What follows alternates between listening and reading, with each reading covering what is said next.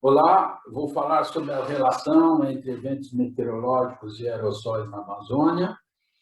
Meu nome é Luiz Augusto Toledo Machado, sou pesquisador colaborador do Laboratório de Física Atmosférica e vou abordar essa temática cobrindo parte de nuvens, aerossóis, e aqui nós temos um belo exemplo de queimadas, formações de nuvens e suas consequências. Então, eu vou abordar aqui fazer uma rápida abordagem sobre as nuvens na Amazônia, mas de forma a colocar em contexto os principais parâmetros das nuvens que interagem com os aerossóis, principalmente as nuvens na Amazônia, que é a temática dessa apresentação. Seguindo, vou falar sobre os aerossóis modificando as nuvens modificando os aerossóis, só partes. E, no fim, rapidamente, vou apresentar os sítios experimentais, os experimentos que estão para ocorrer, os satélites que estão disponíveis, de forma a estimulá-los a participar dessas pesquisas que estão sendo realizadas no Laboratório de Física Atmosférica. Todo esse conteúdo é um conteúdo que abrange muito mais do que uma apresentação. Então, muitas coisas vão passar rapidamente, mas certamente é mais para deixá-los intrigados, curiosos e ver quantos processos físicos estão envolvidos em todas essas interações que existem, desde a formação de nuvem, a floresta, interação com a superfície com os aerossóis, balanço de energia, balanço climático. Então, vamos começar falando aqui das nuvens na Amazônia e rapidamente passamos aqui para fazer uma descrição mais genérica. As nuvens, de uma forma geral, elas são distribuídas em diversas escalas, desde das escalas de metro até milhares de quilômetros. Organizações de nuvem. A nuvem por si ela tem um tamanho limitado, mas ela se organiza em escalas mesoescalas, escalas sinóticas e até em super cloud clusters que ocorrem no Pacífico. Então, há uma relação entre espaço-tempo para cada organização e, assim, focando na Amazônia, as principais são as organizações de linha de estabilidade, as convecções isoladas, que cobrem um range em torno de 10 a 1.000 quilômetros. As linhas equatoriais, as linhas de instabilidades tropicais, elas atingem comprimentos da ordem de 1.400, 1.500 quilômetros.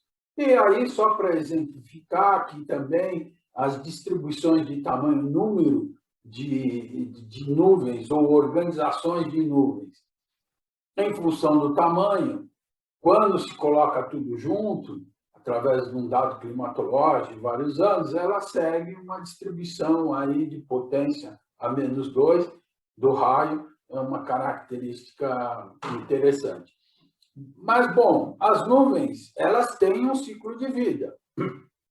Elas nascem, tem um momento que elas se intensificam até a maturação, esse é o momento que elas têm a maior quantidade de chuva, pois elas atingem o maior tamanho, a gente chama de maturação. Nesse momento, as convecções, apesar dela ainda estar crescendo, a convecção não é mais tão intensa e daí ela se dissipa. Aí nós apresentamos umas porcentagens da parte convectiva, que seriam os cumulonimbus, das partes de síons e transição, que seriam as partes estratiformes, com chuvas estratiformes. E do lado direito, aqui nós vemos que elas podem ser vistas por satélite, aí está uma representação de uma nuvem e como ela é observada por satélite e é possível segui-la no tempo e calculando a expansão da área, que é associado com a divergência e etc.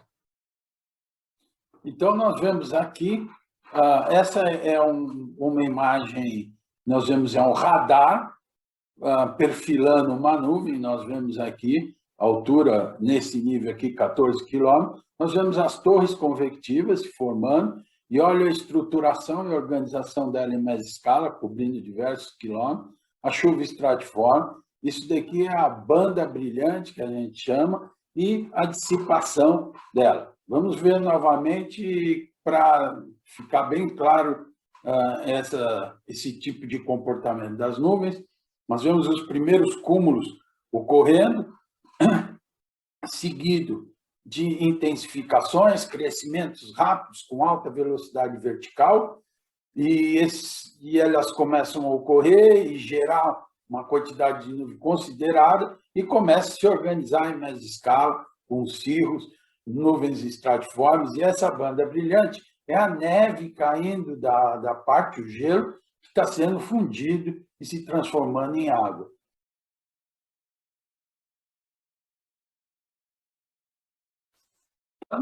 Depois que vocês viram essa formação, que ela vai se formando, vai crescendo, você vê que a gente tem um ciclo de vida. Aqui neste gráfico aqui, nós vemos em amarelo as barras, é a precipitação ao longo do dia, né? Esse é o ciclo diurno médio do comportamento das nuvens lá na Amazônia, e a curva vermelha é o momento da iniciação. Então, nós vemos que bem no início da tarde há um forte crescimento de iniciação, vários cúmulos nímbicos começam a aparecer, e a curva azul é a curva de dissipação, quando esses sistemas começam a se dissipar, conforme eu mostrei no slide precedente. E nós vemos que há todo um conjunto diferente de ciclos de vida, duração do ciclo de vida. Se a gente fizer a diferença entre a curva vermelha e a curva azul, dá o número de horas do ciclo de vida, desde a iniciação até a sua dissipação. E nós vemos que eles dissipam por volta das 20 horas, 22. Então, são nuvens com tempo de vida, nuvens não, volto a dizer, organizações de média escala, com tempo de vida de 4, 5, 6 horas, sendo que a máxima precipitação de ocorrência é no momento da iniciação. Então, essa é uma característica do ciclo de vida das nuvens, principalmente na Amazônia. E aqui eu mostro para vocês um trabalho bastante interessante, que cada painel é utilizando um instrumento diferente, mas pode ver que praticamente todos demonstram o mesmo resultado, que é onde estão as tempestades mais severas do planeta. As tempestades mais severas do planeta, se podemos ver, elas estão principalmente na região sul da América do Sul, Argentina, Córdoba. Até teve um experimento bastante importante recentemente que se chamou Relâmpago, para tentar estudar essas nuvens que formam granizo do tamanho tamanho maior que a palma da mão, que é uma das regiões com as maiores tempestades do planeta, mas não é na Amazônia, como se poderia pensar em um primeiro momento. A Amazônia, as chuvas na Amazônia são muito chuvas monsônicas, onde tem muita precipitação, mas não são aquelas nuvens com grandes correntes ascendentes, formações de granizo. Granizo até é algo que ocorre com pouca frequência na Amazônia, com muita eletrificação, essas nuvens no sul. As nuvens da Amazônia, elas têm menos eletrificação pelos processos que eu vou mostrar, fase mista, fase de gelo, fase líquida. Então, essa é uma característica das nuvens da Amazônia. Contudo, esse padrão que eu estou te falando de chuva mais monsônica é um padrão do período chuvoso, né? O período que se estende de dezembro até abril. Abril é um dos meses, março e abril são os meses de maior quantidade de chuva lá na Amazônia Central, e entramos existindo duas estações de transição. Essa é a transição da chuvosa para a seca, aí entra a estação seca, agosto, setembro, né? E depois a pré-estação chuvosa, que é da seca para a chuvosa, estendendo em novembro, outubro, novembro.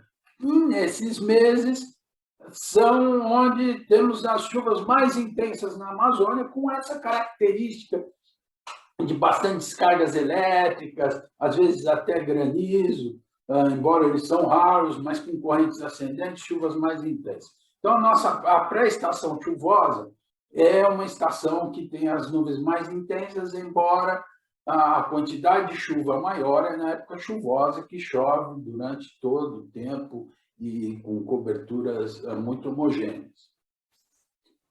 Aqui nós vemos a costa da América do Sul, a parte norte, com a Amazônia, e há um tipo de rosa dos ventos, mas, na verdade, ele mostra as propagações dos sistemas, né, convectivos, para onde eles estão indo, e nós vemos que, preferencialmente, eles se deslocam de leste para oeste. Existe algumas variabilidade, mas existe essa propagação preferencial das nuvens e, principalmente, que se formam na costa, que são as linhas de estabilidade que eu mencionei. Então, conforme mostrei no slide anterior, essas linhas de instabilidade se propagam de leste para oeste, e aqui eu vou apresentar um caso específico de um desses eventos, né? Podemos ver aqui a linha de estabilidade se formando na costa de Belém, ela se forma às 14 horas e evolui até às 2 horas da manhã. Você vê que ela se propaga para o interior da Amazônia. E, bom, normalmente essas linhas são formadas nesse horário, das 2 horas da tarde, forçadas pela brisa marítima. A brisa ajuda a formar as primeiras cumulonimbus que se organizam em linha e formam uma grande tempestade tropical que propaga para o interior da Amazônia. Nós vemos aqui, nesse outro lado aqui, um corte na parte superior ali, de A até T3. T3 era um sítio lá do experimento Go Amazon, e nessa corte transversal, na figura abaixo, nós temos o corte de vento, o vento zonal, a velocidade do vento zonal. Em altura, são as alturas, em nível de milibares. Nós vemos que, em termos de 800 milibares, que é 3 quilômetros, entre 2 e 3 quilômetros, há um máximo de vento que se propaga, é um vento zonal positivo, de leste para oeste, que ajuda a se propagar, a propagação dessas linhas de estabilidade para o interior da Amazônia, e esse nós chamamos de jato de baixos níveis, que se forma, que é um processo extremamente importante no avanço e na formação e na penetração delas na Amazônia Central, e é um mecanismo importante de chuva na Amazônia. Vamos agora mostrar outro fenômeno físico extremamente importante na formação dessas tempestades, que são as ondas de gravidade. Para tanto, vou mostrar uma animação para vocês. Então, aqui nós vemos a estrutura de um topo de nuvem sendo filmada com uma câmera de alta velocidade. Nós vemos essas turbulências no topo da nuvem, que são consequências de fortes correntes ascendentes que acabam gerando ondas de gravidade na atmosfera, que são extremamente importantes para facilitar os mecanismos de formação de convecção na Amazônia. Então, você tem um sistema de média escala, com essas atividades convectivas bastante importantes, eles geram essas ondas que nós vemos na tropopausa, que se refletem até a camada limite. Nessa camada limite, geram essas perturbações que acabam ativando a convecção em diversas regiões. Um exemplo dessas ondas de gravidade vista por satélite pode ser vista nessa imagem, onde nós vemos a estrutura do topo, onde aqui, nesse ponto, seria a convecção, aqui uma pluma toda formada pela convecção, e toda essa estrutura de ondas que se propagam no topo da atmosfera e que refletem na camada limite e que vão formar convecção. Como eu mencionei, a convecção, ela, quando é muito intensa, ela gera essas ondas de gravidade, uma perturbação na tropopausa que reflete na altura da camada limite, gerando convecção. Então, eu coloco essa transparência aqui para mostrar o que é a camada limite. Nós vemos aqui as horas, em curva tracejada, são a altura da camada limite. O que é a camada limite? É a camada entre a superfície e atmosfera. Aqui leva a interação entre superfície e atmosfera acima da camada limite ou dessa linha tracejada, nós chamamos de atmosfera livre. Então, nós notamos que ela é bastante reduzida durante o período noturno, da ordem de centenas de metros. Ela é desacoplada. Se você está dentro da floresta amazônica, praticamente não tem vento, mas no momento que você atravessa a altura da camada limite, você vê uma corrente de jato que está lá fazendo a circulação atmosférica. E logo ao amanhecer, a turbulência começa a ter um papel importante, junto com os fluxos de calor sensível e latente, e há um crescimento da camada limite planetária, e normalmente, nesse momento, quando ela desenvolve, basicamente a base das nuvens. Então, vamos seguir, mas agora vamos olhar para dentro das nuvens. O que tem dentro das nuvens? Tem água, mas tem gelo. Tem uma família de cristais de gelo muito grande. Então, nós temos a formação da convecção. Essa convecção ela se desenvolve na base da nuvem, que é a altura da camada limite, em torno de 2 quilômetros.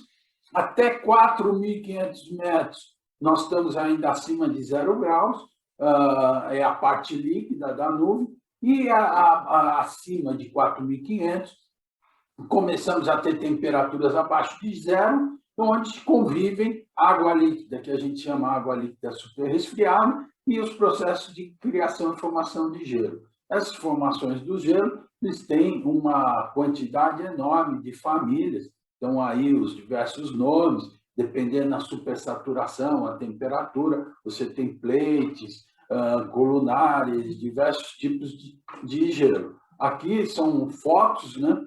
Aqui em nanômetros, né? Desculpe, são micrômetros aqui, e você vê os diferentes tamanhos, plates, colunares e assim por diante. É uma família bastante grande de hidrometeoros que são formados e cada um com seu papel. Existe um que se chama Graupel, que é o mais importante que tem, ele é cônico e ele depende muito de ter água líquida superresfriada, e ele é o precursor do granizo, e ele é o tipo de hidrometeoro mais importante para a eletrificação das nuvens também. Mostrar como são a evolução desses cristais dentro da nuvem.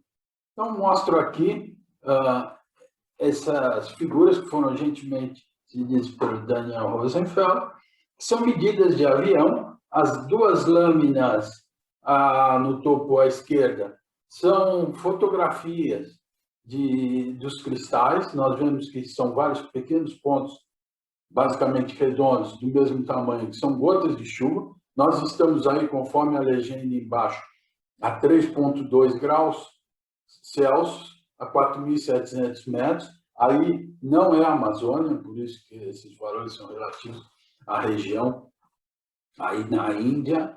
E uma coisa importante da gente mostrar aqui, que isso efetivamente é o ponto-chave da interação aerossol, particulados e precipitação. Para formar uma gota, precisa ter um particulado, que a gente chama de núcleo de condensação. A água se condensa em torno desse particulado, basicamente, em modelagem, quando a gente faz, o número de partículas o número de gotas é extremamente dependente desse número de particulados que existe na atmosfera. E uma questão importante na Amazônia é que na Amazônia, por ser uma região que tem pouca poluição, a princípio, essas partículas elas são, de uma forma geral, formadas por questões de particulados biogênicos. Mas não vamos agora, no momento, atentar para a microfísica, e depois nós vamos falar dos aerossóis.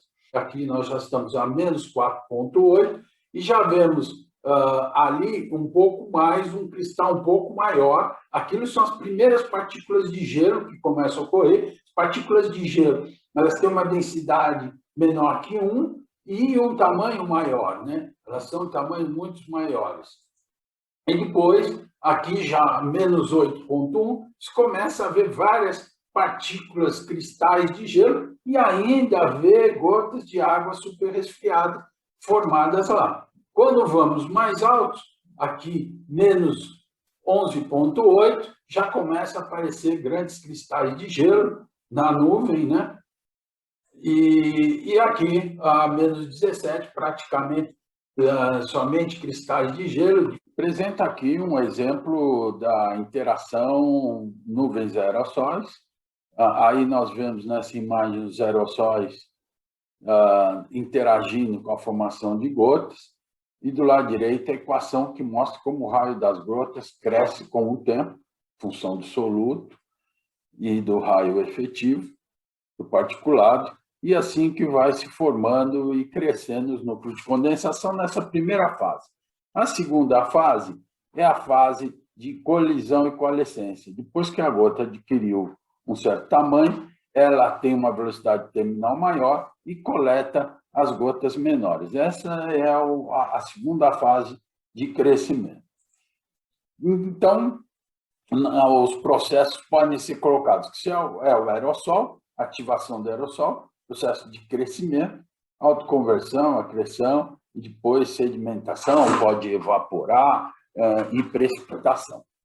Para o caso do gelo, nós vemos aqui o crescimento do gelo, sua fase fria, que ele vai agregando aí gotas superresfriadas com do meteoros, conhecido como processo Raman de crescimento. E aqui o processo descrito, físico, de uma fase mista, onde nós vemos as gotas de nuvem, as gotas de chuva maiores, aqui a fase mista, crescimentos Raman, agregação, e outros diferentes tipos de crescimento de gotas e de partículas de gelo que são processadas dentro da nuvem.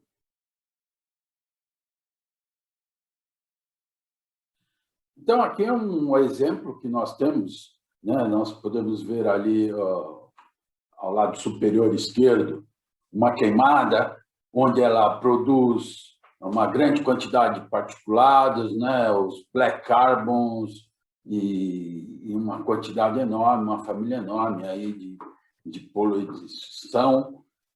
Nós temos também, aqui ao lado, esporos, fungos, que vão se tornar aerossóis. Diríamos que eles estão no nucleation, modo de nucleação. Para se ter uma ideia do tamanho disso daqui é praticamente tamanho, por exemplo, do vírus da Covid, que tem em torno de 10 nanômetros, e essas coisas são dessas ordens também. Temos os compostos orgânicos voláteis, que são emitidos pela floresta. Nós temos também a cidade que produz poluição, como Manaus, que é uma cidade de 2 milhões de habitantes. Esses particulados, no modo de nucleação, acabam sendo oxidados, formando aerossóis secundários, até chegar a CCN, que são os núcleos de condensação que mencionamos. Além dessas fontes locais, também existem outras fontes. Nós vamos mencionar como os particulados vindo da África, que tem uma contribuição bastante importante nessa análise. Mas aqui, por exemplo, é o exemplo da cidade de Manaus, produzindo gases NOx, OH, ozônio. Aí em cima, no painel superior, nós temos uma simulação de como esses gases são gerados e produzidos e lançados para o meio da floresta, aí na direção preferencial de propagação, e abaixo são as simulações com as emissões da cidade de Manaus desligado, para vocês verem a diferença que existe nessa situação. E aqui é o exemplo dos particulados que chegam da Amazônia, desculpe, os particulados que chegam da África, na Amazônia, as queimadas na Amazônia, ou erupções vulcânicas, ou o próprio Saara, com as convecções que formam, tem os gust fronts, que formam uma grande quantidade levanta uma grande quantidade de particulados, e essa poluição, principalmente a poluição das queimadas, ela viaja através do Atlântico.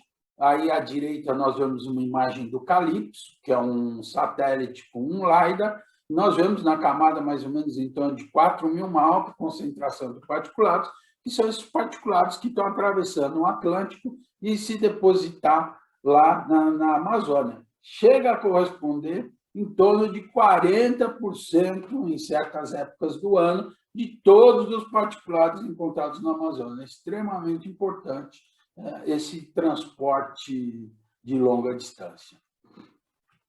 E aqui, para mostrar uma ideia de como que esses particulados são distribuídos, nós temos ali menor que 50 nanômetros, o que a gente chama de particulados ultrafinos, ou modo de nucleação, que é um pouco menor ainda. Essas são as origens. Depois, esses particulados, através de todos esses processos que eu mencionei, crescem para o modo de Arctic, que é em torno de 50 a 100 nanômetros, e de 100 a 400 nanômetros, um modo de acumulação, que já é um modo na qual esses particulados já têm um tamanho suficiente para serem ativados, para se formar núcleos de condensação, e maior que 400 é o coarse mode, que também é encontrado na Amazônia, mas certamente em menor quantidade.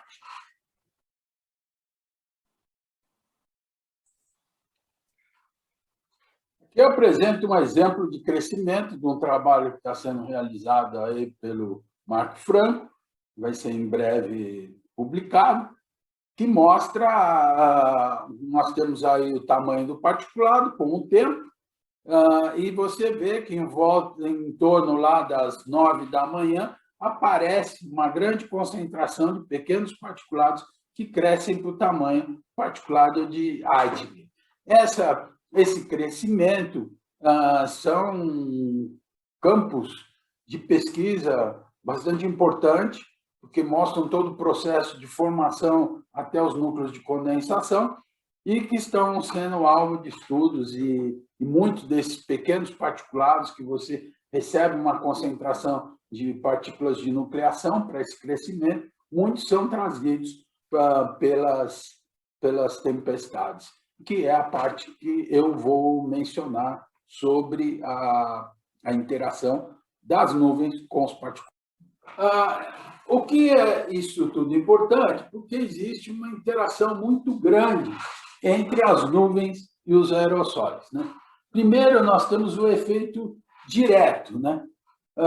O efeito direto é o próprio aquecimento da camada pela radiação solar. Você tem uma camada de poluição muito grande, ele absorve e ele aquece, e ele muda a albedo, ele muda o quanto de radiação se chega na superfície. Nós temos o primeiro efeito indireto, que é que, aquecendo essa camada, você acaba tornando a atmosfera mais estável, reduzindo a produção de instabilidade na atmosfera para gerar nuvens. E o segundo efeito indireto, que é o que a gente tem estudado bastante, é como essas partículas interagem com as nuvens de precipitação. Então, vamos aqui apresentar alguns exemplos.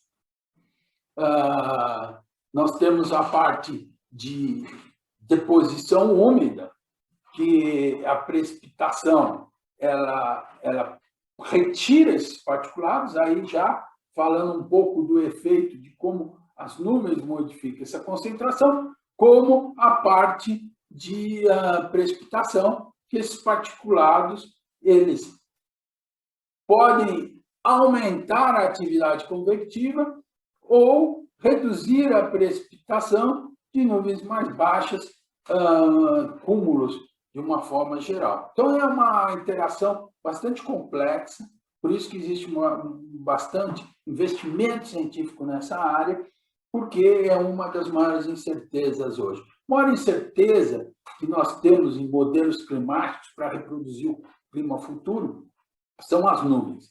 E as nuvens e a interação com o aerossol é um dos pontos fortes dessa produção de incerteza em modelos. Então, aqui nós exemplificamos o efeito, temos os efeitos diretos, semidireto, indireto, e com a nuvem, basicamente, se você aumenta o número de partículas, você coloca muitas partículas na atmosfera, vai haver uma concorrência pelo vapor d'água, vai surgir um monte de gotinhas pequenas. Se você põe menos, vai ter menos concorrência, as gotas vão crescer mais, vai ter um número menor, mais gotas maiores. As gotas maiores, elas atingem uma velocidade terminal, se tornam gotas de chuva, e as gotas crescem por coalescência. Uma batendo na outra, vai aumentando o tamanho, e ela consegue ter uma velocidade terminal suficiente, um tamanho suficiente para se tornar precipitação. Contudo, se você tem muita poluição, muitos particulados, as gotas ficam muito pequenas, reduz essa coalescência e as partículas acabam em grande quantidade, gerando quantidade muito grande de gotas que não crescem, então você reduz a precipitação, as gotas muito pequenas em grande quantidade aumenta o albedo da nuvem, ela passa a ser uma nuvem com maior reflexão da radiação solar, chove menos e dura mais tempo. Então, tem um efeito muito importante nesse tipo de nuvem, que a gente chama de nuvem rasa. Na nuvem convectiva, esse grande número de particulados pequenos, se tiver corrente ascendente suficiente para transformar num cúmulo nimbus, eles vão servir como núcleos para fazer desenvolvimento de gelo e acaba intensificando a precipitação. Nós temos aqui a análise dos dados medidos pela aeronave das nuvens dentro da pluma e fora da pluma. Aqui no gráfico do meio, nós temos na abscissa o conteúdo de água líquida das nuvens e na ordenada o diâmetro das gotas. No gráfico abaixo, nós temos na abscissa o conteúdo de água líquida das nuvens e na ordenada a concentração de gotas dentro da nuvem. Em azul, são as nuvens fora da pluma, não poluído. Em vermelho, são as nuvens poluídas. Podemos ver claramente que, para a mesma quantidade de água líquida da nuvem, ou seja, para o mesmo tipo de nuvem, uma nuvem com a mesma quantidade de água líquida, as gotas fora da pluma são maiores que as gotas dentro da pluma. E a concentração dentro da pluma é muito maior de gotas do que fora da pluma. Esse é um resultado bastante importante, porque como as duas nuvens foram medidas em condições termodinamicamente equivalentes e com uma análise através do mesmo conteúdo de água líquida, ou seja, nuvens com tamanho e desenvolvimento semelhantes. Aqui nós já vemos umas medidas que está escrito à esquerda, pristine, que é a floresta primária, com poucos particulares, e do lado direito, smoke, que é a região poluída, as nuvens no arco do deflorestamento, e nós temos a concentração embaixo, e no eixo do Y nós temos a altura. Então, nós vemos já um padrão completamente diferente das nuvens, né? As nuvens poluídas, elas, independente da altura, ela tem praticamente a mesma concentração de gotas. Já na floresta primária, há uma concentração muito maior de gota na base do que no topo, e também embaixo, na figura abaixo, nós vemos a distribuição de tamanho, né? Nós temos os tamanhos das nuvens com a concentração, e nós vemos que a distribuição de tamanho de gotas das nuvens na floresta primária chega a atingir 1000 microns, enquanto a do lado direito que é onde é poluído, dificilmente passa de 100, 200 microns. Essa é uma diferença marcante entre as nuvens formadas com grande quantidade de particulado e pouco particulado, isso daqui na Amazônia, né? Aqui, uma comparação que é resultante do experimento Acrídeo com chuva, que foi realizado também lá em Manaus, e nós temos a distribuição no topo superior, nuvens marítimas, depois Amazonas, floresta primária, moderada poluição e muito poluído. Nós temos aqui o eixo D, que é o diâmetro das gotas, e o eixo de concentração das partículas. Nós vemos no marítimo nós temos os aerossóis, que são partículas de sais, muito higroscópicos, que geram nuvens extremamente grandes, né? Nós vemos essas nuvens com uma distribuição bastante grande, atingindo lá na base mais do que 1000 microns, e à medida na floresta primária também uma distribuição com uma cauda para os tamanhos grandes de gotas das nuvens bastante considerável, e quando a gente vai para o poluído, é extremamente reduzido o tamanho dessas gotas, mostrando claramente o efeito que a gente espera desse tipo de nuvens. Aqui são simulações, só para vocês terem uma ideia bem clara do que acontece na nuvem em função dos diferentes tipos de aerossóis, das diferentes propriedades de aerossóis. Então, o que nós estamos mostrando? O tamanho, diâmetro efetivo e a concentração, para diferentes níveis de concentração de aerossóis. Então, nós temos aí 200, na cor lilás, nós vemos que nós vamos ter praticamente 200 gotas por centímetro cúbico de todos esses tamanhos. E à medida que a gente vai aumentando a concentração de particulados, vamos pegar, por exemplo, 900, que é a curva vermelha, nós temos aqui uma redução de tamanho, dificilmente ela chega a 15 microns, ela atinge um certo nível de estabilidade que ela não cresce mais, e a concentração é que vai crescer na medida que você vai colocando mais aerossóis. Mas também não é só a concentração que pesa.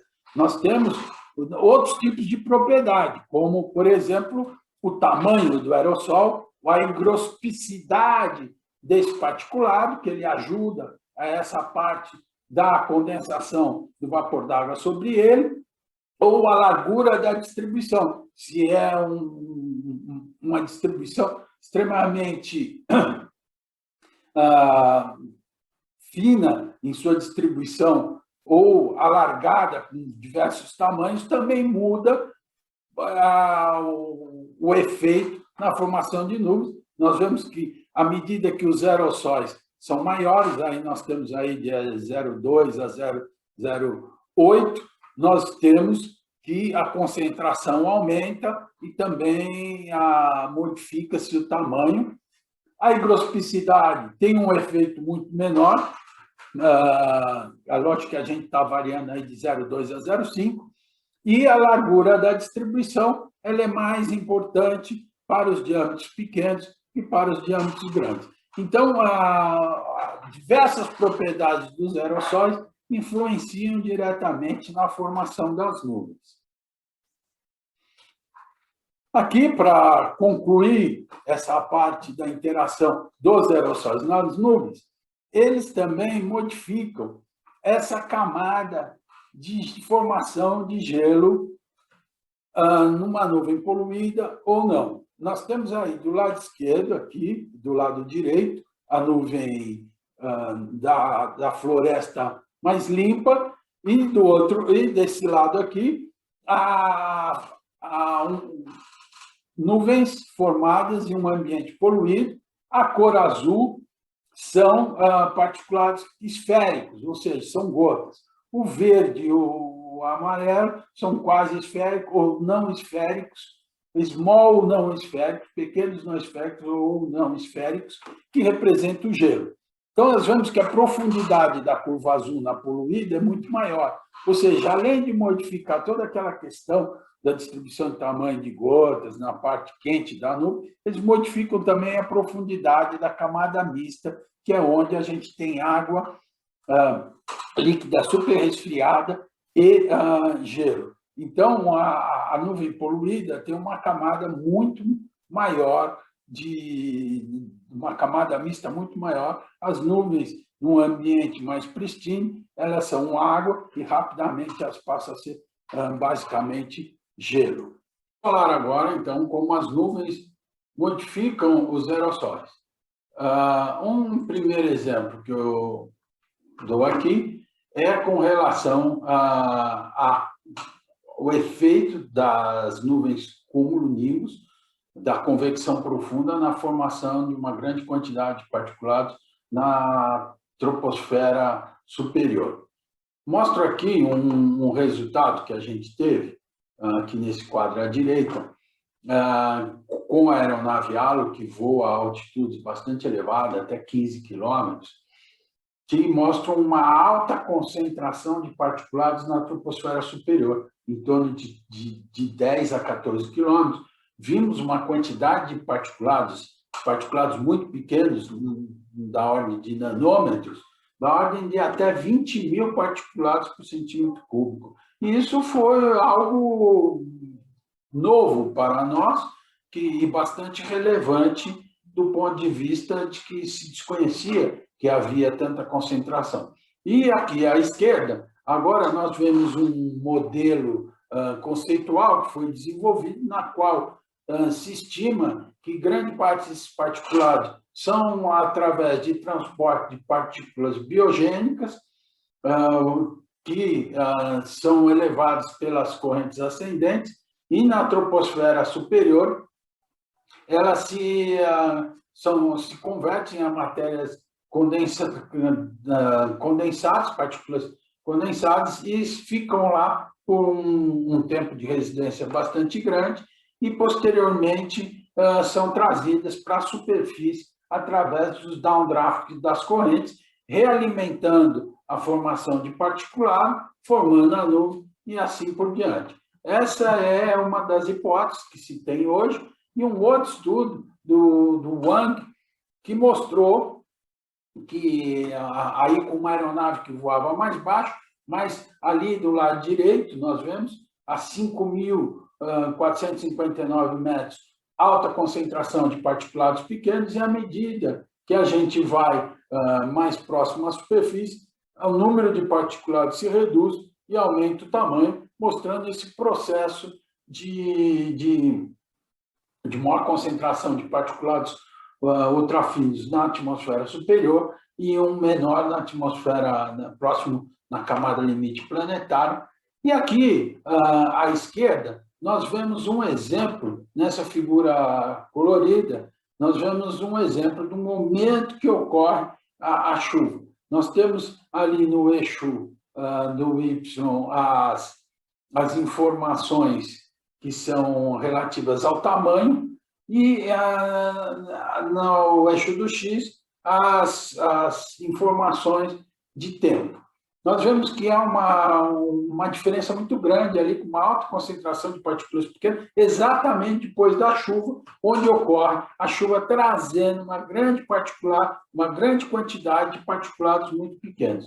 Mas essa característica é uma característica nova que está sendo estudada, e aqui nós temos um estudo, que foi recentemente submetido, que mostra aqui em preto partículas ultrafinas, em vermelho o Aitken, em azul a moda de acumulação. E aqui é o ciclo diurno. Então, nós vemos aqui que ocorre, vamos partir daqui, no começo, lembrando que aqui está em horário UTC, você tira 4 para estar em horário local. Então, aqui, logo ao nascer do Sol, há um aumento considerável de partículas de Aitken e um decréscimo das partículas pequenas. Há um crescimento, na verdade, das partículas de ultrafinas para Aitken, e de Aitken decresce e cresce para partículas de accumulation. seja, há um processo de um ciclo diurno, momento de crescimento da camada limite planetária, aquela camada convectiva que eu mostrei,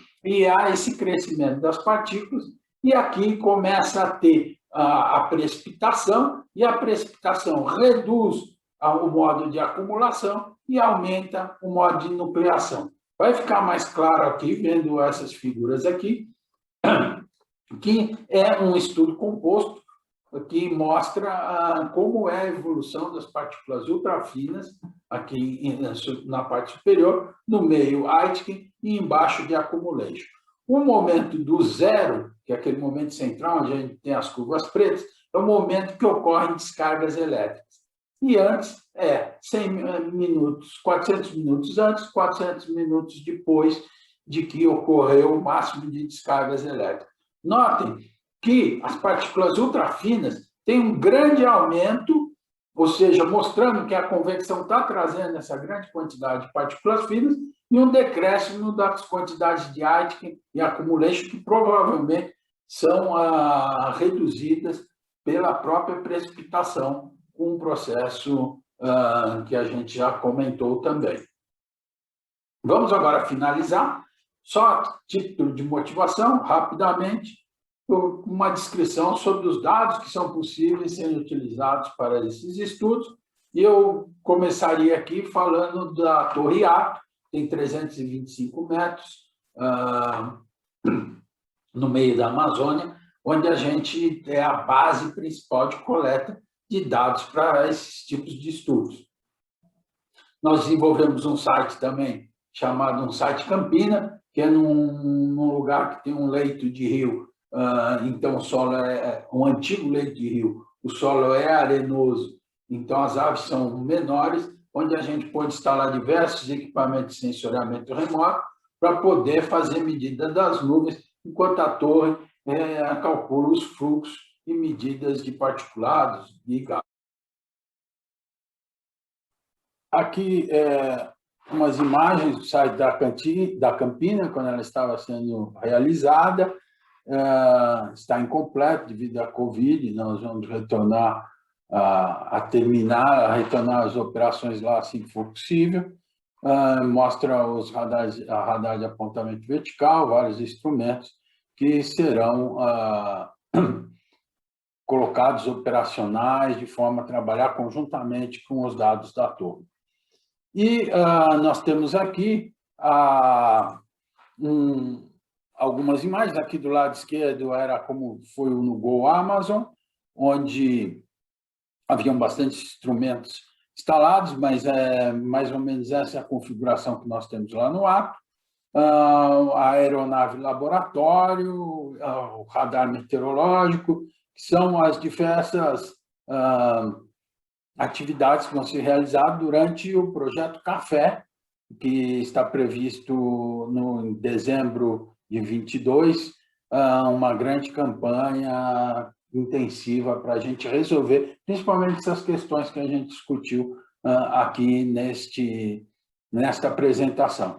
Finalmente, gostaria de colocar a estratégia que a gente usa para realizar esses estudos, onde se estuda a radiação, as nuvens, a emissão de CO2 pelas plantas, os fluxos de calor sensível, latentes, transportes turbulentos, e essa interação nuvens, aerossóis e a química.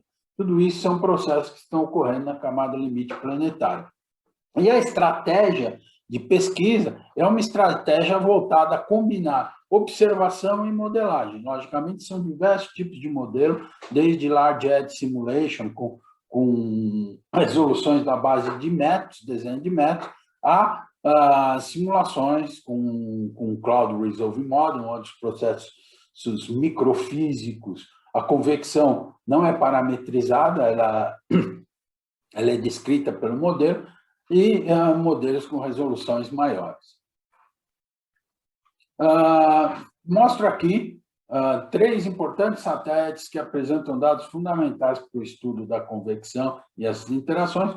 Um é a plataforma GPM, que é um radar ativo, o satélite GOES, que é um satélite que novo, com resoluções de 10 minutos, a cada 10 minutos a gente tem imagens, mas até com 500 metros de resolução, com informações sobre descargas elétricas, onde tem a convecção profunda. Ele é fundamental para esse tipo de estudos de convecção mais profunda.